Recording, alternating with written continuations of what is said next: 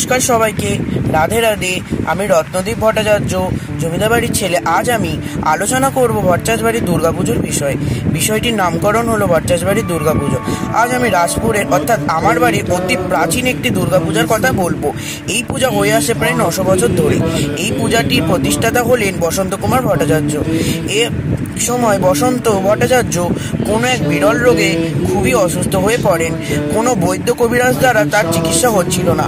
তারপর বসন্ত ভট্টাচার্যের মা দেবী দুর্গা স্বপ্নাদেশ পান যে এই ভিটেতে তাকে প্রতিষ্ঠা করলে তার ছেলে সুস্থ হয়ে যাবে। মায়ের স্বপ্নাদেশ অনুযায়ী গড়ে ওঠে ভট্টাচার্যবাড়ির দুর্গা দালান। শুরু হয় মা দুর্গার আরাধনা। এইখানে মাকে বৃহৎ নন্দিকেশ্বর মতে পূজা করা হয়। দালানটি ছিল বিরাট বড় ও অনেক চওড়া। এখানে মা দুর্গার পাশে অবস্থান করছে লক্ষ্মী, সরস্বতী ও কার্তিক গণেশ। ঠাকুরটি এক চালার মধ্যে অবস্থিত রয়েছে। উল্টো রথের দিন হয় মায়ের কাঠাম পুজো। এরপর শুরু হয় মায়ের মূর্তি গড়ার কাজ। মহালয়ার দিন হয় দেবীর চক্ষুদান। মহালয়ার পরের দিন প্রতিপদ থেকে ষষ্ঠী অবধি চলে বেলতলায় মায়ের বিশেষ পুজো। ষষ্ঠীর সন্ধ্যায় মায়ের বোধন ও অধিবাস হয়।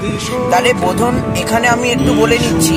বোধন মানে হচ্ছে রামায়ণে রামচন্দ্র রাবণকে বধের আগে দেবী দুর্গার আরাধনা করেছিল, আর সেটি ছিল শরৎকাল। এই অকালে আরাধনা করেছিল বলে এই উৎসবের নাম হচ্ছে অকাল বোধন। সপ্তমীতে হয় মায়ের নবপত্রিকা স্নান, মহাপূজা ও অষ্টমীতে হয় 108টি পদ্ম ও 108টি প্রদীপ দ্বারা সন্ধি পূজা ও তার সঙ্গে কুমারী পূজা। এখানে বলে রাখি, অষ্টমীতে পদ্ম ও 108টি প্রদীপের দেওয়া হয় কেন? কারণ এখানে মাকে চামুণ্ডা রূপে পূজিত করা হয়। এরপর নবমীতে হয় হোম যজ্ঞ এবং দশমীতে হয় মায়ের বিসর্জন। এখানে কুলাচার অনুসারে মায়ের বিসর্জনের পর হয় অপরাজিতা পূজা। আর একটা কথা বলা আছে, অপরাজিতা হলেন দেবী দুর্গার আর এক রূপ, যিনি মহিষাসুর বধের পর দেবতাদের শান্তি প্রদান করেছিলেন। এই দেবী মূর্তি করতেন বসন্ত ভট্টাচার্য। পরে এই দেবী মূর্তি গড়ার দায়িত্ব পান উমাকান্ত ভট্টাচার্য। এরপর তার অবর্তমানে এই মূর্তি গড়েন তারই পুত্র সন্তান সনাতন ভট্টাচার্য। এই পূজার পুরোহিত ছিলেন বসন্ত ভট্টাচার্য।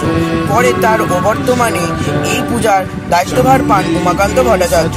এখন এই পূজার পুরোহিত হলেন কমল ভট্টাচার্য।